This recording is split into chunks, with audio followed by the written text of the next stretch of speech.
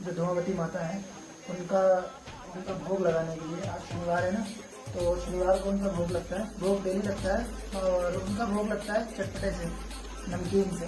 तो आज मैं उनके लिए पकौड़ियाँ बना रहा हूँ और दिखाता हूँ मैं आपको किस तरीके से पकौड़ी बना रहा हूँ।